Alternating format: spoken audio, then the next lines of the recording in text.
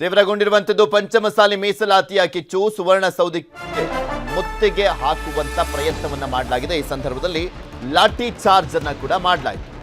ಪಂಚಮಸಾಲಿ ಶ್ರೀಗಳು ಯತ್ನಾಳ್, ಅರವಿಂದ್ ಬೆಲ್ಲದ್ ಸೇರಿದಂತೆ ಈರಣ್ಣ ಕೆಳದಾಡಿ ಸಾಕಷ್ಟು ಜನ ನಾಯಕರನ್ನ ವಶಕ್ಕೆ ಪಡೆಯಲಾಗಿದೆ. ಪರಿಸ್ಥಿತಿಯನ್ನ ನಿಯಂತ್ರಿಸುವಂತ ನಿಟ್ಟಿನಲ್ಲಿ ಸುವರ್ಣಸೌಧಕ್ಕೆ ಮುತ್ತಿಗೆ ಹಾಕುವಂತ ಪ್ರಯತ್ನ ಪಡಲಾಯಿತು.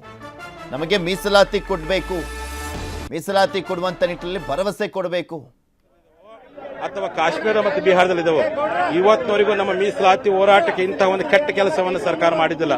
ಆದ್ರೆ ಮುಖ್ಯಮಂತ್ರಿಗಳು ಲಿಂಗಾಯತರ ಹೋರಾಟ ದೀಶಕ್ತಿಯನ್ನು ಹತ್ತಿಕ್ಕಂತೇಳಿ ಲಿಂಗಾಯತರ ಒಗ್ಗಟ್ಟಿನ ಮುರಳಿಗೋಸ್ಕರವಾಗಿ ಇವತ್ತಿನ ಕೆಳಮಟ್ಟಕ್ಕೆ ಇರತಕ್ಕಂಥ ಖಂಡನೀಯ. ಇವತ್ತಿನವರೆಗೂ ಸ್ವತಂತ್ರ ಬಂದಾಗಿಂದನು ಯಾವುದೇ ಲಿಂಗಾಯತ ಹೋರಾಟಕ್ಕೆ ಯಾವುದೇ ಸರ್ಕಾರಗಳು ಮೈ ಮುಟ್ಟುವಂತ ಕೆಲಸ ಮಾಡಿದ್ದಿಲ್ಲ. ಇವತ್ತು ಮೈ ಮುಟ್ಟುವಂತ ಕೆಲಸ ಮಾಡಿದೆ, ಲಾಠಿ ಚಾರ್ಜ್ ಮಾಡೋ ಕೆಲಸ ಮಾಡಿದೆ. ಯಾರದ ಮಾತನ್ನು ಕೇಳಿ, ಯಾರ ದುಷ್ಕೃತ್ಯದ ಮಾತನ್ನು ಕೇಳಿ ಇವತ್ತು ಅನ್ಯಾಯ ಮಾಡಿದೆ. ಇದನ್ನ ಖಂಡಿತ ನಾವು ಖಂಡಿಸ್ತೇವೆ. ಇವತ್ತು ಅಮಾಯಕರ ಮೇಲೆ ದೌರ್ಜನ್ಯ ಮಾಡಿದೆಯಲ್ಲ, ಅದಕ್ಕೇನಾದ್ರೂ ನೀವೇನಾದ್ರೂ ಖಂಡಿಸುವಂತ ಅವರಿಗೆ ಪರಿಹಾರ ಕೊಡುವಂತ ಕೆಲಸವನ್ನ ಆ ಅಧಿಕಾರಿಗಳನ್ನ ಸಸ್ಪೆಂಡ್ ಮಾಡುವಂತ ಕೆಲಸ ಮಾಡದೆ ಹೋದ್ರೆ ಮತ್ತೊಂದು ದೊಡ್ಡ ಕ್ರಾಂತಿ ಮಾಡೋದು ಆಶ್ಚರ್ಯ ಪಡಬೇಕಾಗಿಲ್ಲ. ನಾವು ಏನ್ ಬೇಕಾದ್ರಾಗ್ಲಿ ಮುಖ್ಯಮಂತ್ರಿ ಬಂದು ಸ್ಪಷ್ಟೀಕರಣ ಕೊಡಿ, ಇಲ್ಲೇ ಕೊಡ್ತೇವೆ. ಈಗ ವಿಜಯಾನಂದ ಕಾಶ್ಯಪ್ಪನವರು ಸ್ಟೇಟ್ಮೆಂಟ್ ಕೊಟ್ಟಿದ್ರೆ ಸ್ವಾಮೀಜಿಯವರು ಬಿಜೆಪಿಯ ಪ್ರಚೋದನೆಗೆ ಒಳಗಾಗಿದ್ದಾರೆ, ಮಾತುಕತೆ ಕರೆದ್ರು ಕೂಡ ಸರ್ಕಾರ ಮಾತುಕತೆ ಕರೆದ್ರು ಕೂಡ ಇವ್ರು ಯಾಕೆ ಬರ್ತಾ ಇಲ್ಲ? ಮುಖ್ಯಮಂತ್ರಿಗಳು ಮಾತುಕತೆ ಎಲ್ಲಿ ಕರೆದಾರೆ? ನಾವೇ ಮುಖ್ಯಮಂತ್ರಿ ಬಳಿ ಹೋಗುವಂತ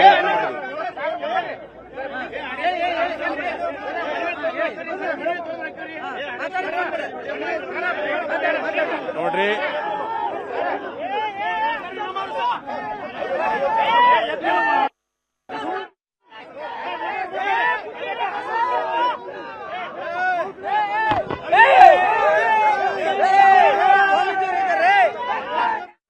ಬರ್ತೇವೆ, ಸಿಎಂ ಅವ್ರು ಬಂದು ತಮ್ಮ ಸ್ಪಷ್ಟೀಕರಣ ಕೊಡಿ ಅಂತೇಳಿ ಅಷ್ಟೇನ ಬಿಟ್ಟು ಏನು ಹೇಳಿಲ್ಲ. ಅಷ್ಟು ಮಾಡ್ಬಿಟ್ರೆ ಮುಗಿದೋತಿಲ್ಲ. ಅದನ್ನ ಲಾಠಿ ಚಾರ್ಜ್ ಮಾಡುವಂತ ಕುರ್ತಿ ಯಾಕೆ ಮಾಡ್ಬೇಕು? ಇದು ಖಂಡನೀಯವಾಗಿರ್ತಕ್ಕಂಥದ್ದು. ಕೂಡಲೇ ಸರ್ಕಾರ ಪಂಚಮ ಸಾಲಿ ಕ್ಷಮೆ ಕೇಳಬೇಕು ಅಂತ ಆಗ್ರಹ ಮಾಡ್ತೀನಿ. ನನಗೇನಪ್ಪ ಅಂದ್ರೆ ಮುಕ್ತವಾಗಿ ಮುಖ್ಯಮಂತ್ರಿ ಜೊತೆ ಮಾತಾಡೋಕೆ ಕೊಡಿ. ಸಿಎಂ ಅವರು ಅವ್ರು ಹೇಳ್ತಾ ಅಲ್ಲೇ ಬರ್ಲಿ, ಅಲ್ಲೇ ಕೊಂಡಿರ್ತಾನೆ. ವಿಧಾನಸಭೆ ಗೇಟ್ ಮುಂದೆ ಕೊಂಡು ಸಿಎಂ ಅವ್ರು ಬರ್ಲಿ, ಮಾತಾಡ್ಲಿ. ಇಲ್ಲ ಒಳಗಡೆ ಬೇಡ, ಒಳಗಡೆ ಬರ್ತೇವೆ.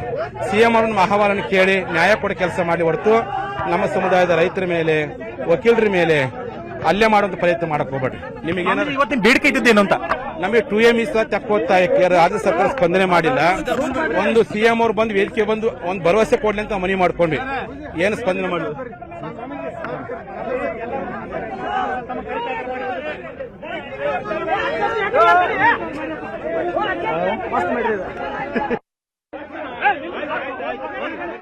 ಜಯಮೃತ್ಯುಂಜಯ ಶ್ರೀಗಳು ಆಕ್ರೋಶವನ್ನು ವ್ಯಕ್ತಪಡಿಸ್ತಾ ಇದ್ರು. ಈ ಒಂದು ಲಾಠಿ ಚಾರ್ಜ್ ವಿಚಾರಕ್ಕೆ ಸಂಬಂಧಪಟ್ಟಂತೆ ಸರ್ಕಾರ ಪರಿಹಾರವನ್ನ ಕೂಡ ಕೊಡಬೇಕು ಅಂತ ಆಗ್ರಹಿಸ್ತಾ ಇದ್ರು.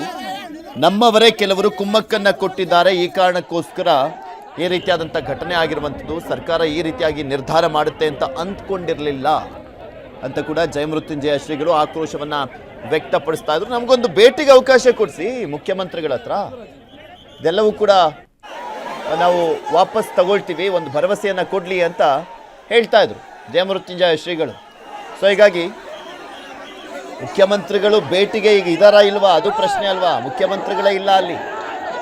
ಮುಖ್ಯಮಂತ್ರಿಗಳು ಬಂದಾಗಿದೆ, ತೋರಿಸ್ತಾ ಇದ್ದೀವಿ.